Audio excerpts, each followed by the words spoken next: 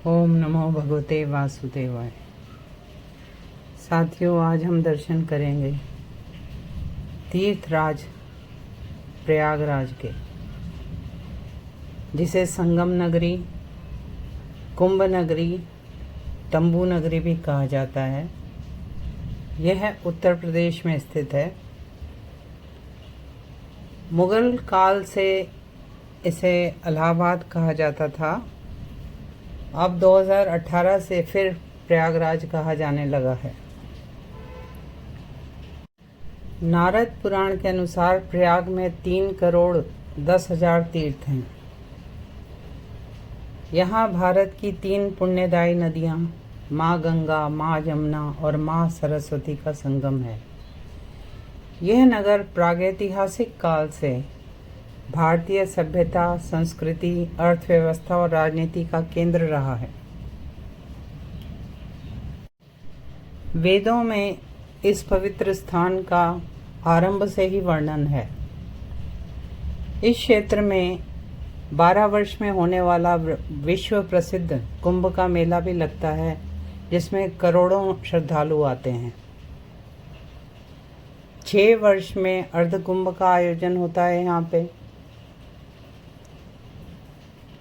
और हर वर्ष त्रिवेणी संगम पर 1.5 महीने चलने वाला माघ मेला तो लगता ही है। कुंभ मेले के 4 स्थान हैं। संगम के अलावा, त्रिवेणी संगम के अलावा, एक है हरिद्वार गंगा नदी के किनारे, उज्जैन शिप्रा नदी के किनारे, नासिक गोदावरी नदी के किनारे। प्रयागराज में बड़े हनुमान जी का प्रसिद्ध मंदिर त्रिवेणी संगम के पास ही है, जहां हनुमान जी लेटी हुई मुद्रा में हैं। यह प्रतिमा मुख्य मंदिर से लगभग 8 फीट नीचे है। साथियों, अब हम बात करते हैं तीर्थों में कुछ डूज एंड डोंट्स की, जो पुराणों में लिखे गए हैं। पुराणों में तीर्थ जाने से पहले शरीर और स्थान की स्वच्छता के अलावा और क्या क्या कहा गया है वह बताती हूँ। हमारे धर्म में तीर्थ यात्रा एक पुण्य कर्म है, जिसका महत्व यज्ञों से बड़ा है। नारद पुराण में तो यहाँ तक कहा गया है कि यदि कोई व्यक्ति अनजाने में भी तीर्थ यात्रा कर लेता है तो उसका आधा पुण्य उसे और उसके पितरों को मिलता है।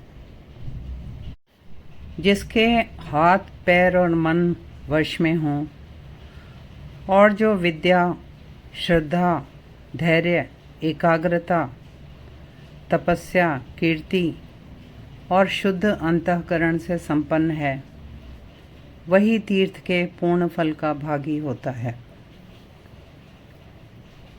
कौन लोग ऐसे हैं जो तीर्थ के फल के भागी नहीं होते? वे हैं अश्रद्धालु, पाप पीड़ित, नास्तिक, संशयात्मा और जो केवल युक्तिवादी होते हैं, हर जगह टैक्टिक्स का इस्तेमाल करते हैं। तीर्थ यात्रा में जाने से पहले क्या करना चाहिए? हमारे पुराणों में लिखा है कि जो व्यक्ति तीर्थ यात्रा में जाए वह पहले अपने घर में संयम का अभ्यास करे,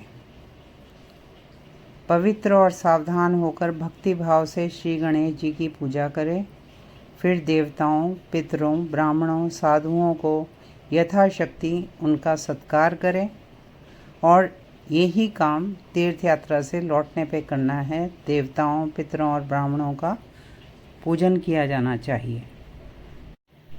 तीर्थ में सवारी के तुलना में पैदल जूता पहन के चलने का विधान है, जो ज़्यादा फलदायी होता है।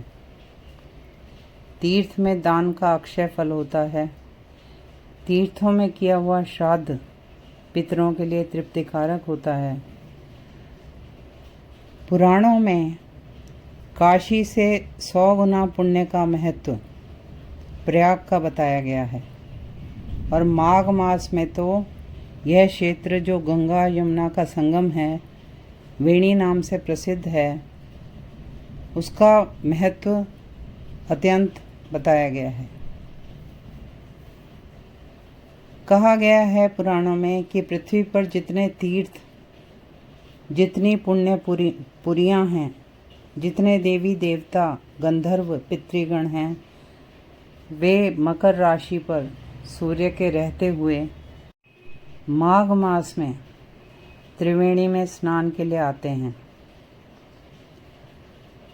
पापियों के संग दोष से काले पड़े हुए संपूर्ण तीर्थ प्रयाग में माघ मास में स्नान करने से श्वेत वर्ण के हो जाते हैं।